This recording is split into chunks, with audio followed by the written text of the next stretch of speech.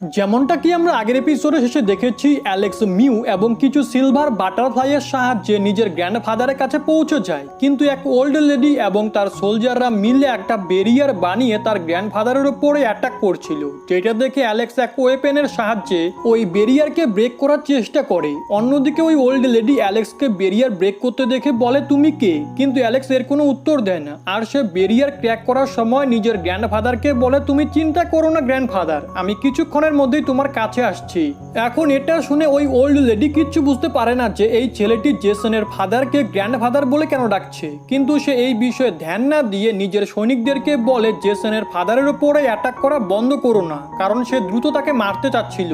ওই সময় Alex barrier crack করে ভিতরে চলে আসে, যেটা দেখে ওই ওল্ড লেডি অ্যালেক্সের উপরে হামলা করতে লাগে। এদিকে ওই সোলজাররাও অ্যালেক্সের গ্র্যান্ডফাদারের উপরে হামলা করছিল। যেসব অ্যাটাক থেকে বেঁচে অ্যালেক্সের গ্র্যান্ডফাদার অ্যালেক্সের দিকে তাকিয়ে মনে মনে বলে এই ছেলে কি আমার গ্র্যান্ডসন অ্যালেক্স, কিন্তু এর ফেস তো একটু আলাদা। এদিকে অ্যালেক্স ওই ওল্ড লেডির ওপরে নিজের গোল্ডেন ফার্নেস থ্রো করে, অন্যদিকে অ্যালেক্সের গ্র্যান্ডফাদারও ওই ওল্ড লেডির ওপরে অ্যাটাক করে দেয়। এখন এই দুই পাওয়ারফুল অ্যাটাকের কারণে ওই ওল্ড লেডি একটু ইনজোর্ড হয়ে যায়। এরপরে অ্যালেক্স তার গ্র্যান্ডফাদারের পিছনে থাকা সমস্ত সোলজারকে নিজের এনার্জির সাহায্যে পিছনে সরিয়ে দেয় আর নিজের গ্র্যান্ডফাদারকে বলে আমি তোমার গ্র্যান্ডসন অ্যালেক্স, যেটা শুনে অ্যালেক্সের গ্র্যান্ডফাদার অবাক হয়ে যায়। আর অ্যালেক্সের ছোটবেলার রূপের কথা মনে পড়ে যখন সে তার সাথে খেলা করত।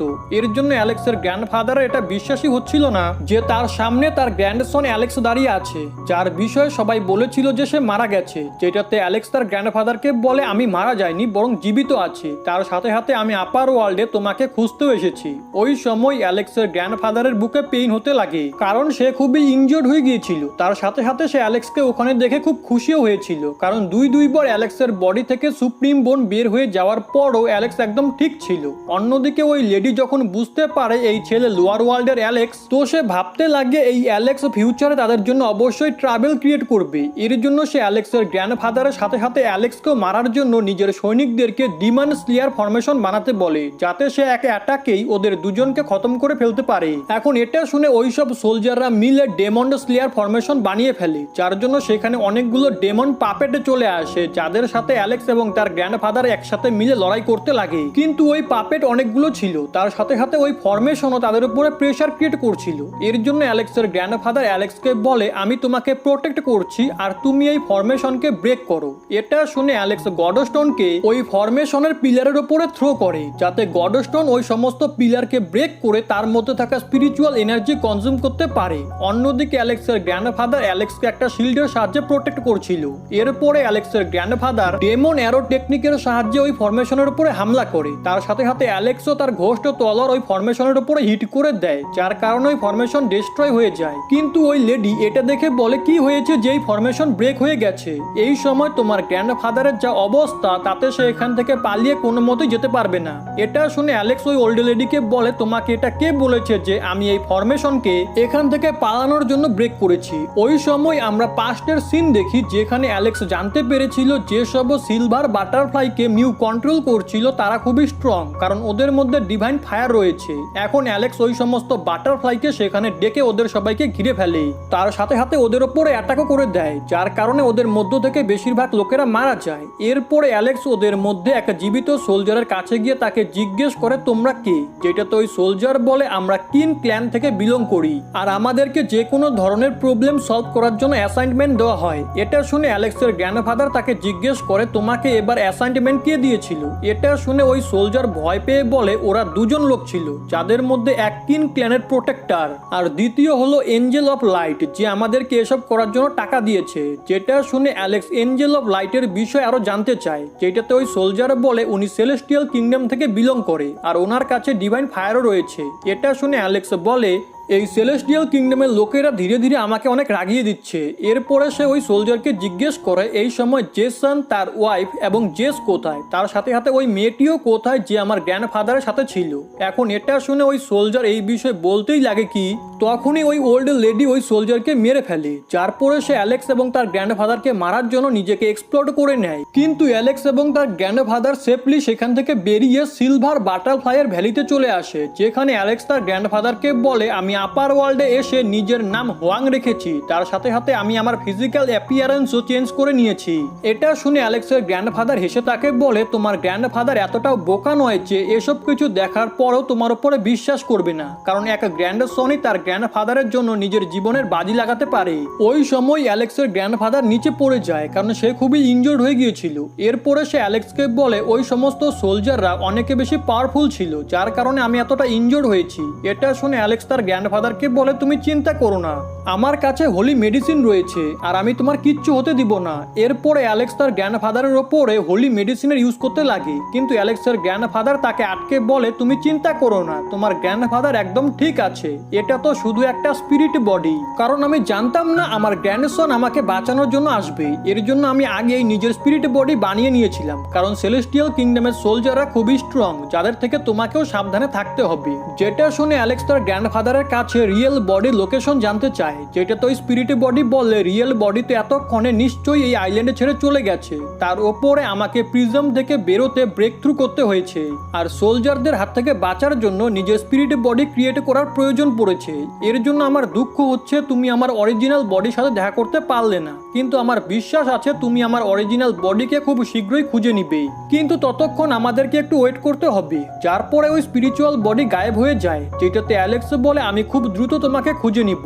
এদিকে ওই টেস্টে নেওয়া পিলারে হোয়াং এর নাম দেখে ইউনকং ভাবে ওই ছেলেটি এতটা পাওয়ারফুল ছিল, আর তবুও আমার সাথে কত নর্মাল ভাবে কথা বলছিল, ওই ছেলে নিশ্চয়ই ফিউচারে সবার টপে থাকবে। এদিকে আমরা অ্যালেক্সকে দেখি, যেখানে গডস্টোন অ্যালেক্সকে জিজ্ঞেস করে, তুমি এই খবর কেন ছড়িয়েছো যে সেলেস্টিয়াল কিংডমের লোকেরা তোমার গ্র্যান্ডফাদারের পিছনে রয়েছে? যেটাতে অ্যালেক্স তাকে বলে, খুব শীঘ্রই আমার ছোট ভাই জেস ইওয়ান তিওয়ান নামের একটা জায়গায় আসতে চলেছে, যাকে দেখার জন্য আমার গ্র্যান্ডফাদার অবশ্যই আসবে। এই কারণে আমি শুধু ওনাকে সাবধান করার জন্য এই খবর ছড়িয়েছি, যাতে উনি সেলেস্টিয়াল কিংডমের লোকেদের থেকে সাবধানে থাকে। আগে আমরা অ্যালেক্সকে ইওয়ান তিওয়ানের রেস্টুরেন্টে ড্রিঙ্ক করতে দেখি, যেখানে লোকেরা কথা বলছিল খুব জলদি জেসের বেটেল অফ ফ্রেম হতে চলেছে, যেটাতে একটি মেয়ে তাকে জিজ্ঞেস করে, জেস এতটা ফেমাস কেন?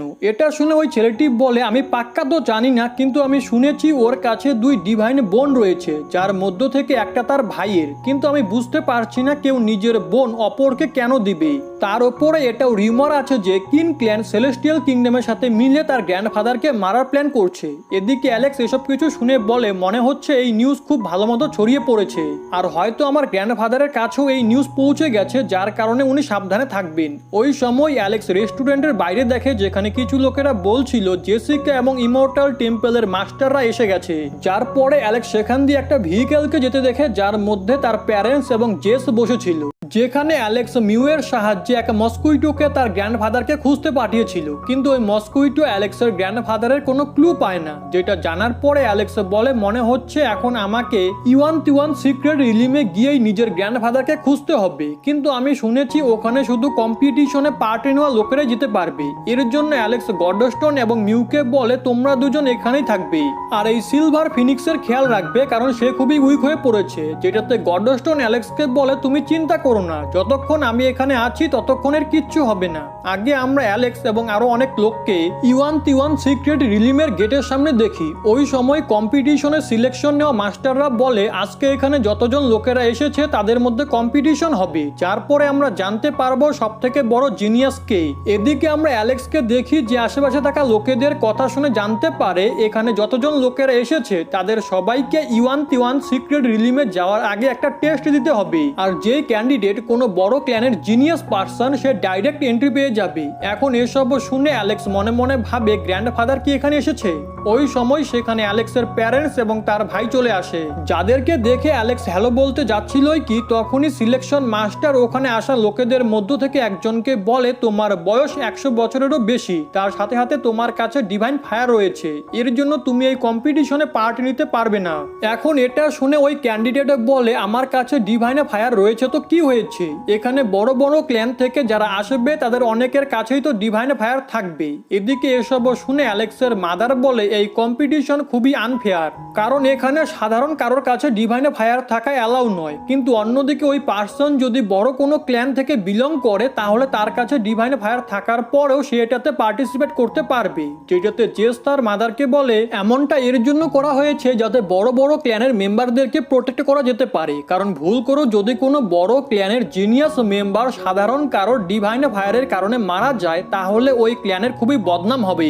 যেটাতে তার মাদার তাকে বলে সেসব তো ঠিক আছে, কিন্তু ইউয়ান তিওয়ান সিক্রেট রিলিম খুবই খতরনাক এক জায়গা, তার সাথে সাথে সেখানে অনেক অপরচুনিটিও আছে, যার কারণে কখন কোন ক্যান্ডিডেট অন্য ক্যান্ডিডেটকে মেরে দেয় তার কোনো ঠিক নেই। এর জন্য তুমি সাবধানে থেকো। এটা শুনে জেস বলে তুমি আমার চিন্তা করো না, আমি নিজের সম্পূর্ণ খেয়াল রাখবো আর এই কম্পিটিশনকেও জিতবো। অন্যদিকে ওই সিলেকশন মাস্টারের সাথীরা ওই ওল্ড ম্যানকে কম্পিটিশন থেকে বাইরে পাঠিয়ে দেয়। এদিকে অ্যালেক্স মনে মনে ভাবে আমি কিভাবে ভুলে যেতে পারি যে আমি নিজের আইডেন্টিটি হাইডে করে এখানে এসেছি। এর জন্য আমি যে কোনো মূল্যে কাউকে এটা জানতে দিতে পারবো না যে আমি অ্যালেক্স। এরপরে ওই সব সিলেকশন মাস্টাররা ওখানে আসা নর্মাল লোকেদেরকে আলাদা আলাদা গ্রুপে এন্ট্রান্স টেস্টের জন্য পাঠিয়ে দেয়। ওই সময় অ্যালেক্স তার মনে মনে ভাবে যে তুমি সিক্রেট রিলিমে তো যাচ্ছ, কিন্তু তুমি এখন শুধু ফরমেশন গ্যাদারিং লেভেলে রয়েছো, তাহলে তুমি বাকি সবার সাথে কিভাবে লড়াই করবে? ওই সময় অ্যালেক্সের সেখানে চেনা জানা এক অরা অনুভব হয়। তো অ্যালেক্স এদিকে ওদিকে দেখতে লাগে আর তার নজর একটি ছেলের উপরে পড়ে যার অরা অ্যালেক্সের গ্র্যান্ডফাদারের মতো ছিল।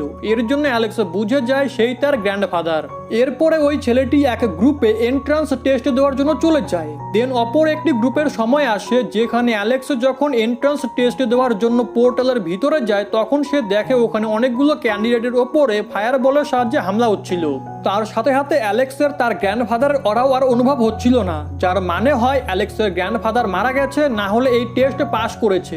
এখন এটা জেনে অ্যালেক্স দ্রুত ওই টেস্ট ক্লিয়ার করতে লাগে। এদিকে আমরা অ্যালেক্সের গ্র্যান্ডফাদার এবং বাকি কিছু লোকেদেরকে দেখি যারা টেস্ট পাস করে ফেলেছিল। তো সিলেকশন মাস্টার তাদেরকে অন্য একটি জায়গায় পাঠিয়ে দেয়, যার পরে অ্যালেক্স এবং আরো কিছু লোকও সেখানে চলে আসে। তো সিলেকশন মাস্টার ওদেরকেও ইয়ান তিয়ান সিক্রেট রিলিমের এন্ট্রান্সে পাঠিয়ে দেয়। এদিকে অ্যালেক্স সমস্ত পাস ক্যান্ডিডেটের মধ্যে নিজের গ্র্যান্ডফাদারকে খুঁজতে লাগে, যেখানে এমনটা করার সময় সে ভাবে গ্র্যান্ডফাদার এতটা ইয়ং কিভাবে হয়ে গেছে। ওই সময় সেখানে সিলেকশন মাস্টার এসে আলাদা আলাদা প্ল্যানেটের এনার্জির সাহায্যে ইউয়ান তিওয়ান সিক্রেট রিলিমের গেট ওপেন করে, যেটা দেখে অ্যালেক্স ভাবে যদি গ্র্যান্ডফাদার টেস্ট পাস করে থাকে তাহলে তিনি নিশ্চয়ই এই সিক্রেট রিলিমে অবশ্যই যাবে। ওই সময় সেখানে বড় বড় সেক্টর মেম্বাররাও চলে আসে, যেখানে জেসিকার ফার্স্ট বডি, ফক্স গার্ল এবং জেসের সাথে সাথে আরো কিছু লোকেরা ছিল।